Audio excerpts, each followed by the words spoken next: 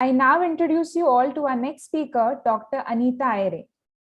Dr. Anita Madam is the HOD of Quality Assurance Department at Westcorp and also the NISP coordinator. Dr. Anita Aire has done her B.Pharm, M.Pharm and PhD from University of Mumbai. She has a total of 14 years of teaching and research experience. She is a recognized M.Pharm guide in quality assurance and PhD guide in pharmaceutical chemistry. Till date, she has guided 24 M.Pharm students. Her areas of research include analytical method development and validation, bioanalysis, and application of QBD principles in formulation and analytical method development. She has received research grant from University of Mumbai worth rupees 1,40,000 and industrial grant worth rupees 1,25,000. She has 24 publications to her credit in national and international journals, 1 book, and has delivered talks in several seminars and webinars. She's a member of professional bodies including IPA, APTI, and Chromatographic Society of India. She's also on the editorial board of several journals. Dr. Anita Madam will be speaking on National Innovation and Startup Policy, a guiding framework for incubation and innovation. Over to you, Anita Madam. Thank you, Shaina, for that lovely introduction. Very good evening to all of you. Our coordinator, Professor Jharna Das Madam, respected Principal Madam, my senior faculty members, colleagues, and dear participants, a very good evening to all of you. I will be taking you very quickly through an overview of what is needed by a higher education institute to set up a startup culture. Shaina, please confirm if you can see the screen. Yes, ma'am. Okay. So talking of National Innovation and Startup Policy, a guiding framework for incubation and pre-incubation, I will be very quickly taking you through what is exactly needed by a higher education institute to set up this kind of a culture. In her talk, Principal Madam has emphasized on what are the different tips that are needed for an institute to be a successful hub for innovation and entrepreneurship. Now, in this context, setting up the culture of a startup within an institute is one of the prerequisites for any institute.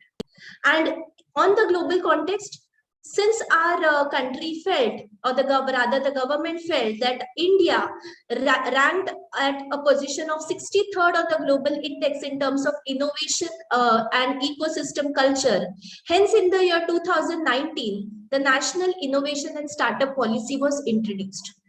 So my session will deliberate on the National Innovation and Startup Policy of Ministry of Education. What are the limitations for higher education institutes to implement this policy? And what is the difference between the pre-incubation center and incubation center? So when you, as an HEI, you're planning to set up a startup culture, whether you have to go for pre-incubation or you have to go for incubation.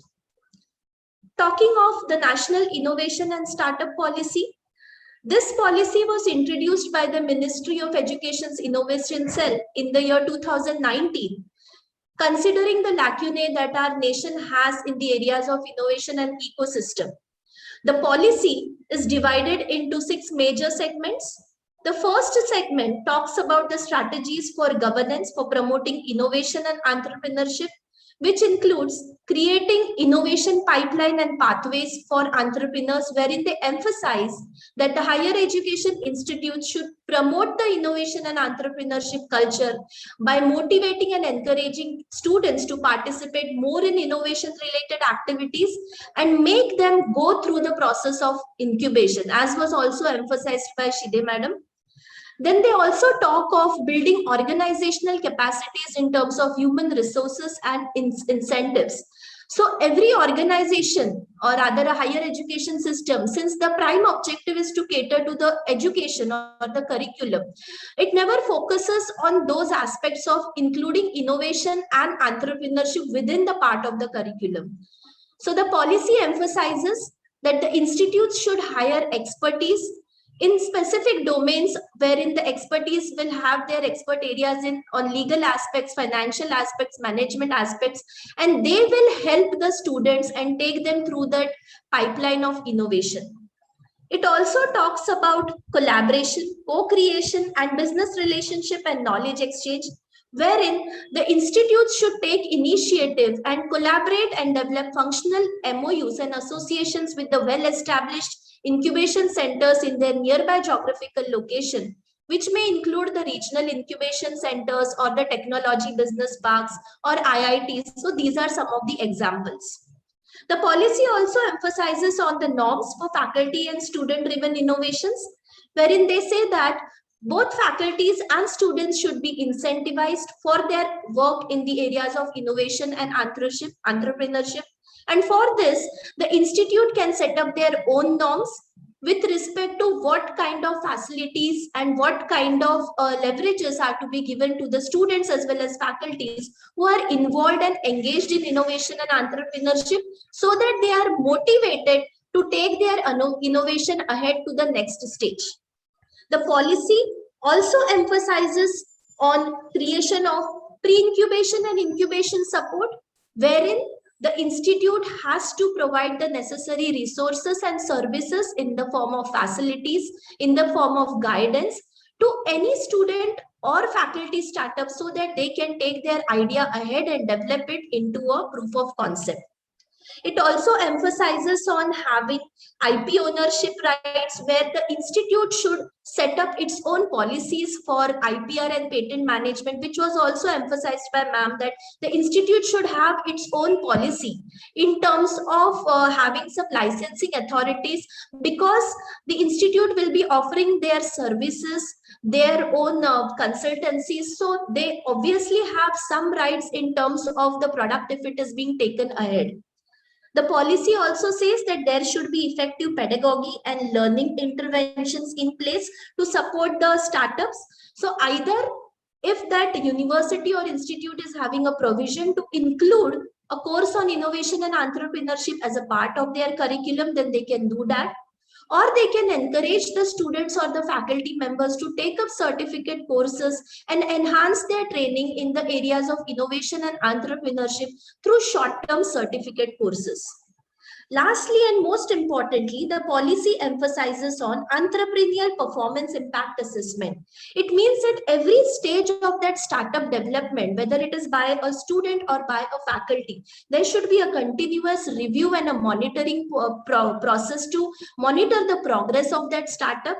Additionally, even for the institute to develop as an innovation and incubation center, the institute should set up key performance indicators, wherein they are introducing some of the inputs in the form of activities and monitoring the outcomes in the form of impact analysis.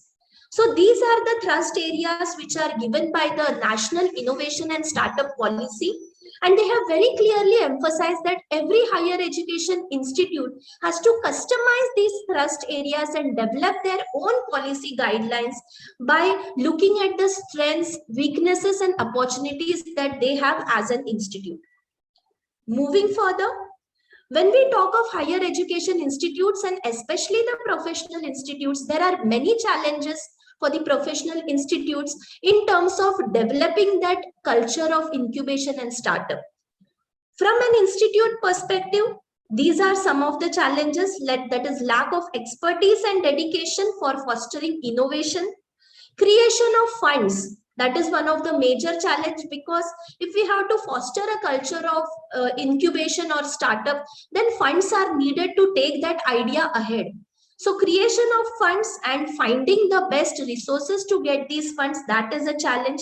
Lack of time to the teachers or professors, especially because they are engaged in other activities including administrative work, academic work, and related work. So they do not get sufficient time enough to also venture into these innovation and entrepreneurship related activities.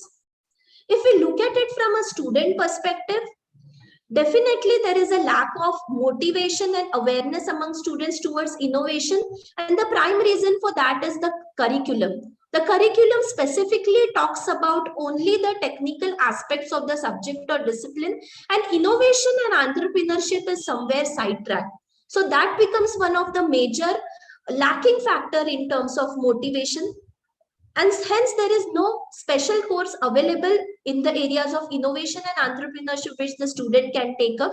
Fortunately, this disadvantage has been becoming less significant in the recent years because of the government's initiative of coming up with various SWAYAM courses and many courses available on the online platform, where the student can themselves get trained with these courses and get familiarized with the concepts of innovation and entrepreneurship.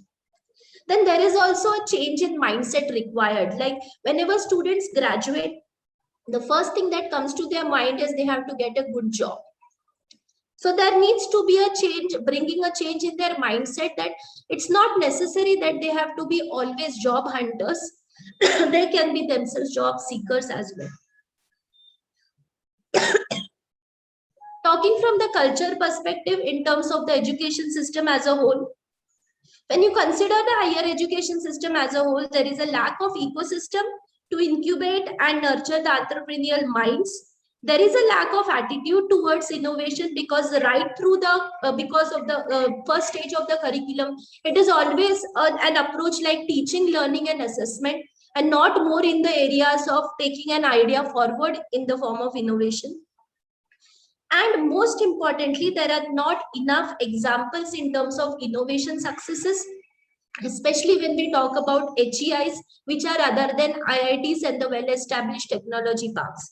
So these are some of the major reasons why any HEI, they do not put their step right ahead in the areas of startup and incubation, because these are some of the limitations that they have which are associated with them. But as I told you that every HEI, they should look into their own limitations. What are the challenges they have? What are their weaknesses and what are the opportunities available with them, so that they can venture and develop their own startup. So we are very proud to say that we at VS College of Pharmacy, we have done the SWOT analysis for our institute, and we have already set up the pre-incubation center, and we have a very well-established policy for our incubation center. And in the coming span of 5 years, we will be also setting up an incubation center. Now, talking of whether you have to go for a pre-incubation center or an incubation center, both pre-incubation center and incubation center have their own pros and cons. If we talk of a pre-incubation center, it does not require any dramatic investment.